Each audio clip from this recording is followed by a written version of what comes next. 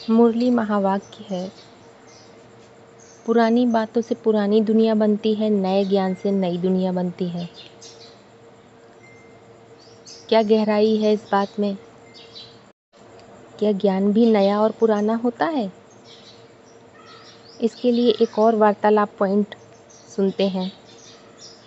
आगे चलकर शब्द बदल जाएंगे, साथ साथ अर्थ भी बदल जाएंगे, भावना भी बदल जाएगी और भाषा भी बदल जाएगी। वार्तालाप 992। तो ज्ञान नया पुराना नहीं होता, शाश्वत ज्ञान तो एक ही होता है, बस उसके अर्थ बदल जाते हैं। देहभान के आधार पर पुरानापन, पुराने अर्थ, सीमित अर्थ कार्य करते हैं। पर जैसे जैसे निश्चय बुद्धि होते जाते हैं तो चित्त में स्थिरता आती जाती है। ज्ञान में निश्चय बुद्धि के आधार पर जितना चित्त में स्थिरता, उतना ही हर बात के नए आयाम खुलने लगते हैं। बातें वही रहती हैं पर उनके अर्थ बदल जाते हैं। यही तो नयापन है। जैसे नए वृक्ष लगाना होता है तो पुराने वृक्ष की कलम से ही नया लगाया जाता है, क्योंकि नया कोई अलग से नहीं आता। पुराने में ही नया समाया हुआ है और नए में ही पुराना समाया हुआ है। विस्तार में सार छुपा हुआ है और सार से ही विस्तार होता है। इसे एक और उदाहरण से समझ सकते हैं। ऊपर चढ़ना होता है तो हम नीचे खड़े हैं तो सीढ़ी का आधार लेते हैं। सीढ़ी का कनेक्शन नीचे से भी है और ऊंचाई से भी। आध्यात्म में भी ऐसा ही है। ज्ञान की सीढ़ियां हैं। एक एक पायदान चढ़ते हुए स्थिति बदलती जाती है। इसीलिए बोला, नए ज्ञान से नई दुनिया बनती है।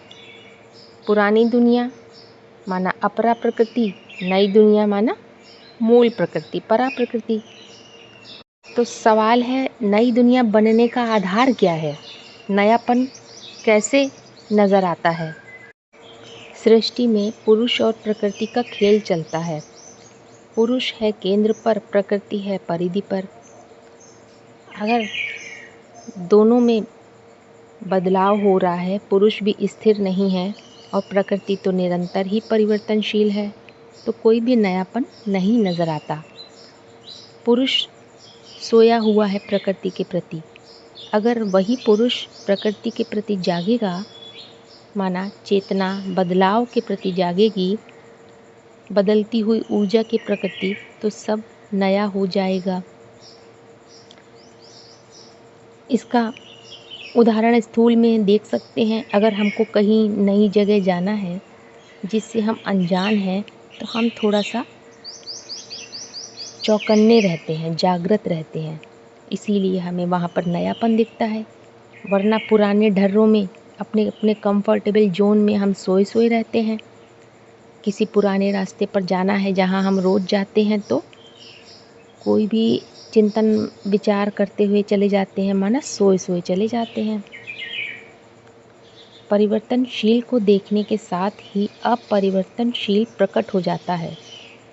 इसीलिए कहा जाता है, संबंधों में परिवर्तनशील को देखें, बदलती हुई चीज़ों को देखें, और वह व्यक्ति वो नहीं है जो कल आपसे मिला था, क्योंकि हर क्षण बदलाव हो रहा है। हमारी समस्या क्या है? हम उसको स्टैटिक बना देते हैं, लॉक कर देते हैं, माना पुरानेपन के आधार पर ही प्रेजेंट में जीते हैं। और जिस जगह पर आप रहते हैं तो आप वहाँ सो जाते हैं। लगता है क्या है, कुछ भी नया नहीं है, क्योंकि आपको बदलाव नज़र ही नहीं आ रहा, जबकि सब कुछ बदल रहा है। जैसे जैसे पुरुष तत्व अपनी ऊंचाई को पकड़ता है, अर्थात हमारी जागृति और अवेयरनेस जितना बढ़ती है, तो उतना ही ज्ञान की नई नई व्याख्याएं और नए अर्थ समझ में आते हैं। सारा मदार स्थिति के ऊपर है। उदाहरण, पहले विनाश की बात करने पर हमको स्थूल विनाश समझ में आता था। लगता था 2036 में सारी दुनिया का विनाश हो जाएगा, माना स्थूल में दुनिया ही खत्म हो जाएगी। क्योंकि देह भान वाली दृष्टि वृत्ति थी तो दुनिया भी स्थूल नज़र आती थी।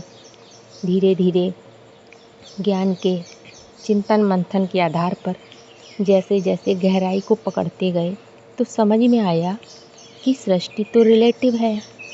जो अहंकार काम कर रहा है उसके लिए दुनिया है। वास्तव में पहले तो मानसिक दुनिया की बात है, और विनाश भी सिर्फ स्थूल विनाश नहीं, सूक्ष्म विनाश की बात है जो ऑटोमेटिक होता है। जितना जितना मन बुद्धि में सत्य की स्थापना होती जाती है उतना उतना असत्य अपने आप विनाश होता जाता है। इसीलिए महावाक्यों में बोला है, जितनी स्थापना उतना उतना विनाश। जैसे किसी कमरे में अंधेरा है, वहाँ पर रोशनी करेंगे तो अंधेरे का विनाश हो जाएगा, विनाश करना नहीं पड़ेगा। तो यही बात है। जैसे जैसे ज्ञान का प्रकाश बढ़ता जाता है, अज्ञान अंधकार अपने आप खत्म होता जाता है। जब पूरा ही प्रकाशित हो जाते हैं तो उसके लिए सृष्टि का ही विनाश हो जाता है। आप मुए, मर गई दुनिया।